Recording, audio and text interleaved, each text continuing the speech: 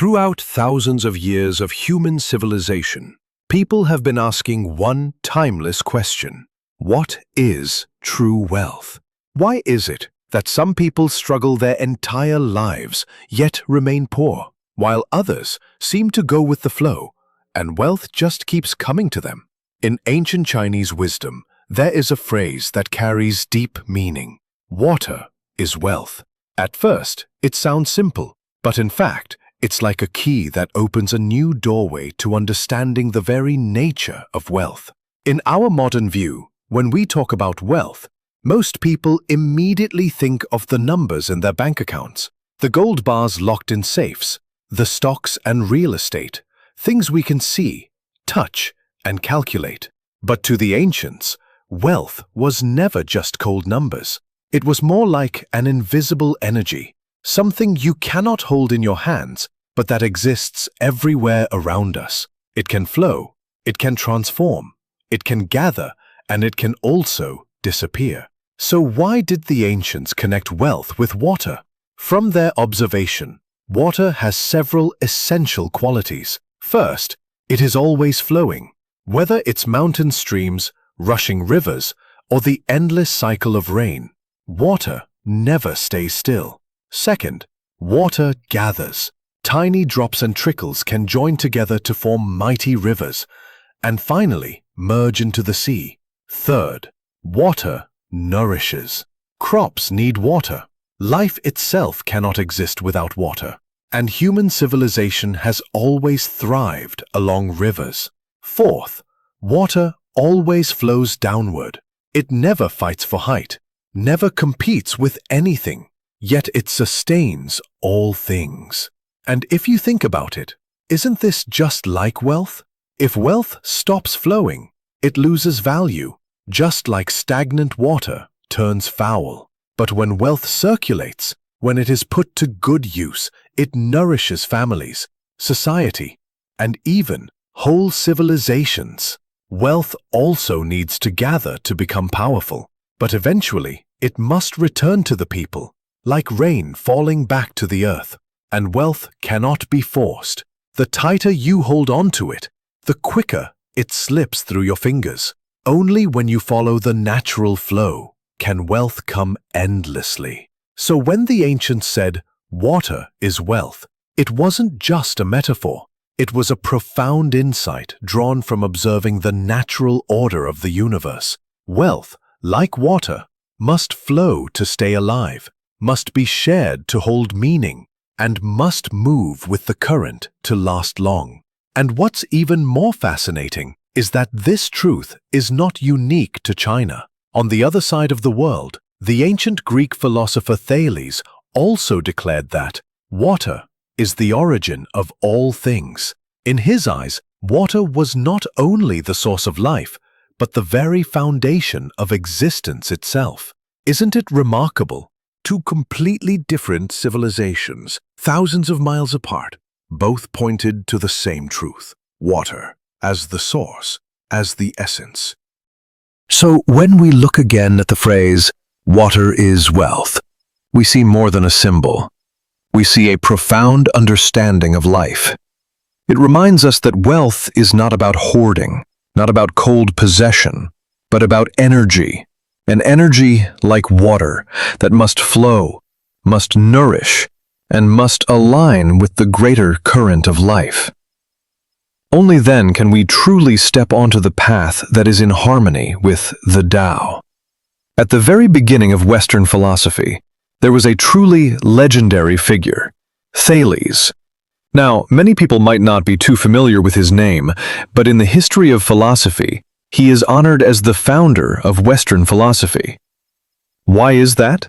Because before him, human beings explained the world almost entirely through mythology.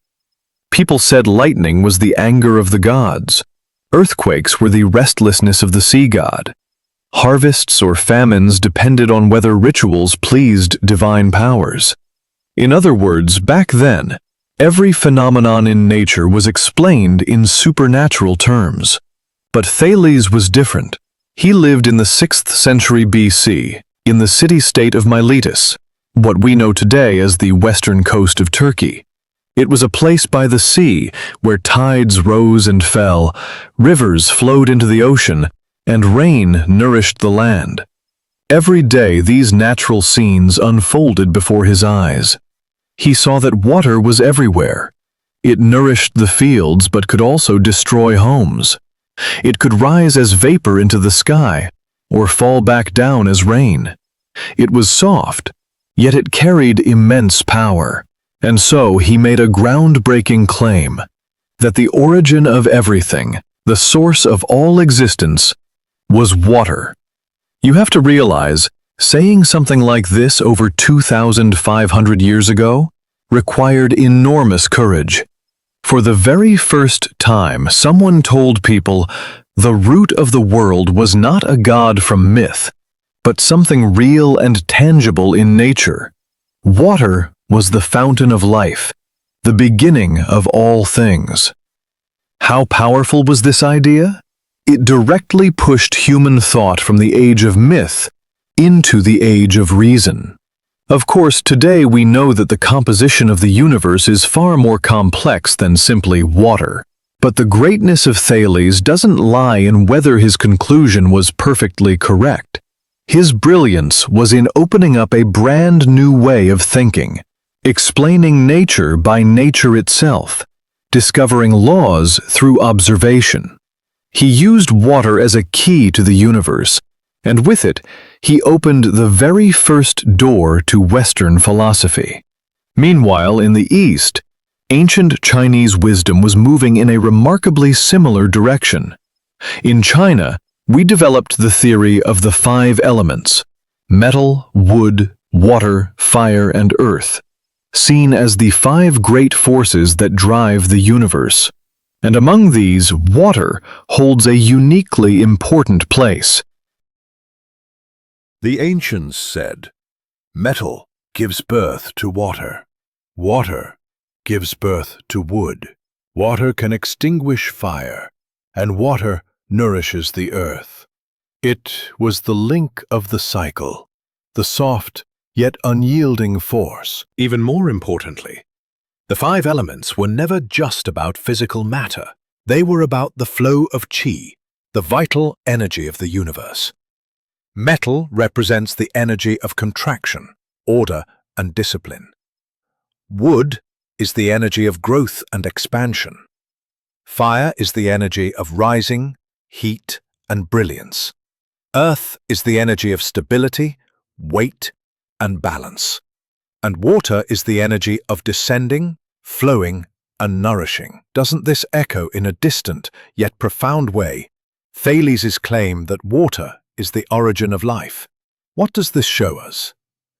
It shows that whether East or West, the earliest attempts at philosophy, though expressed differently, all placed water closest to the essence of the universe. Why?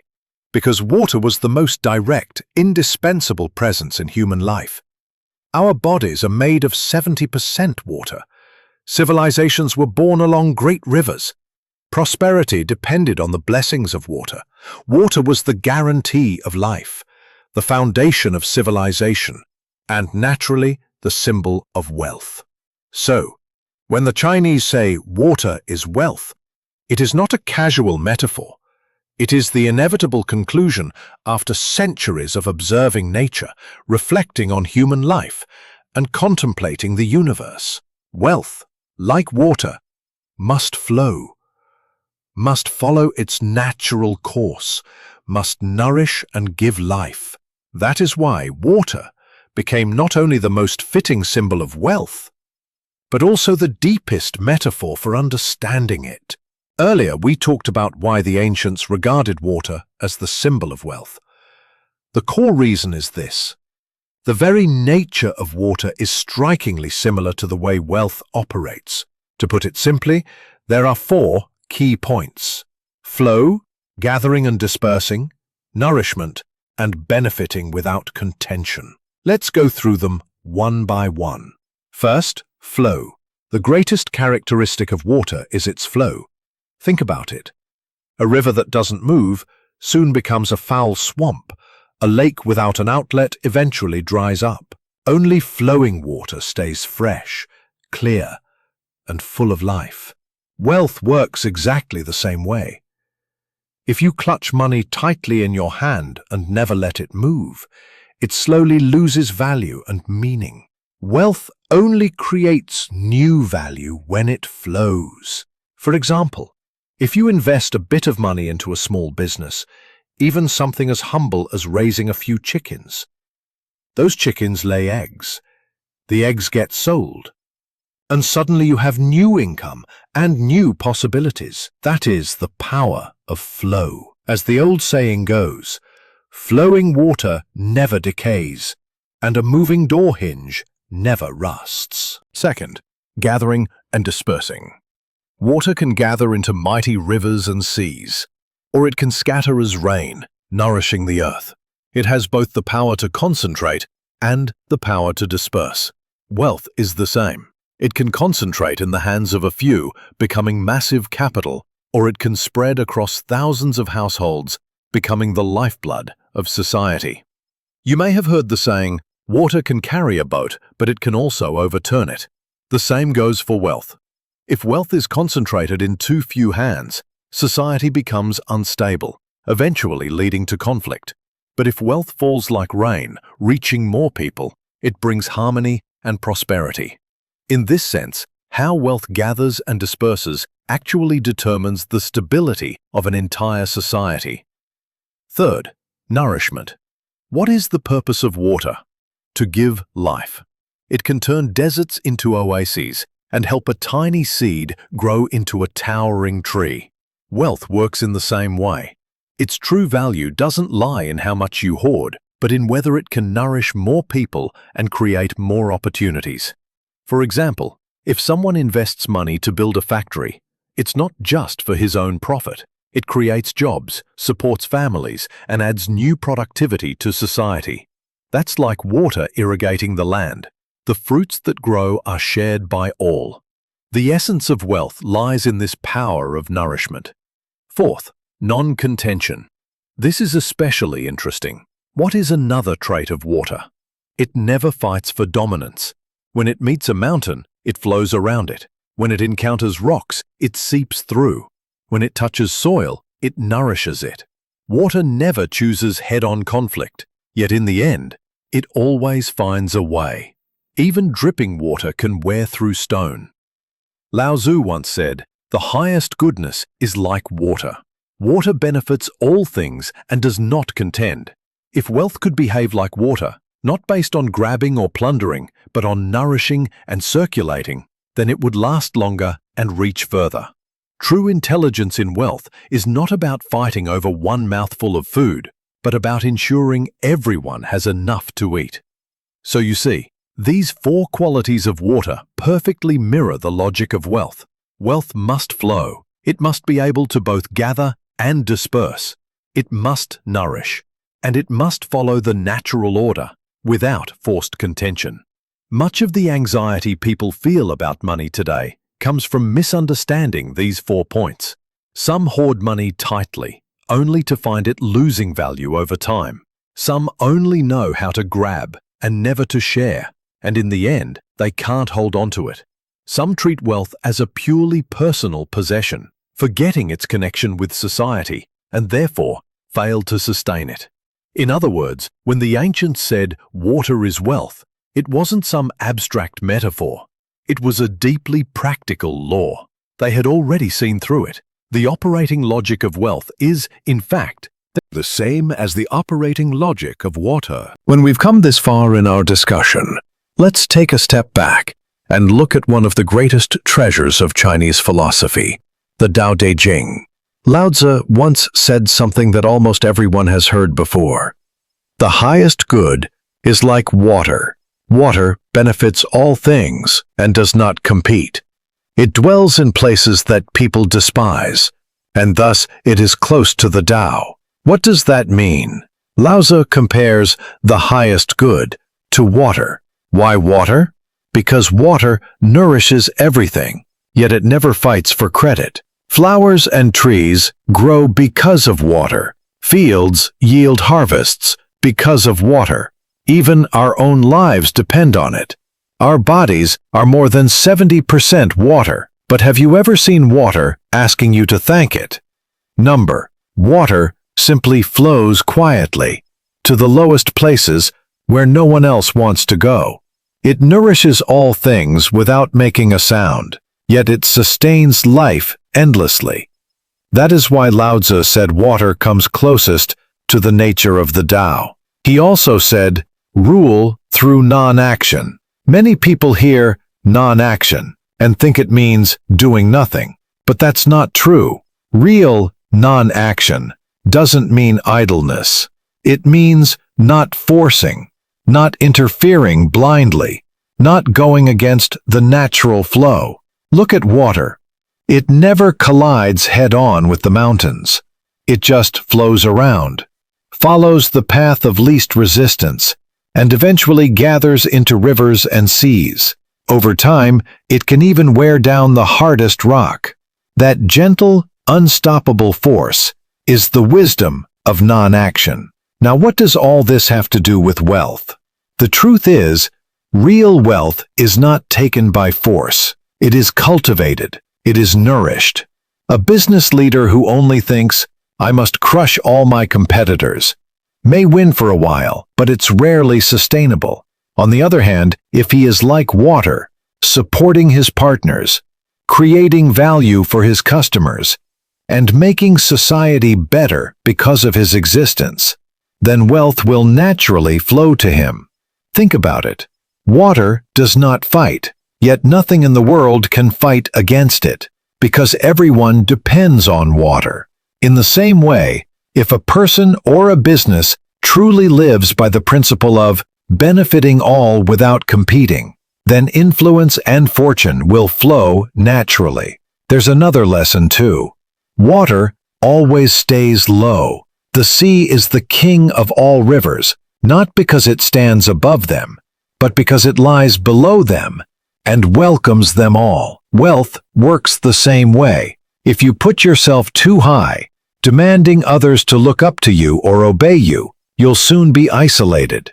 But if you are like the sea, humble enough to serve and embrace others, then all resources and opportunities will flow toward you. So you see, Lao Tzu's wisdom is timeless. He's telling us, the highest good is like water. The best way to lead is not through control, but through guidance.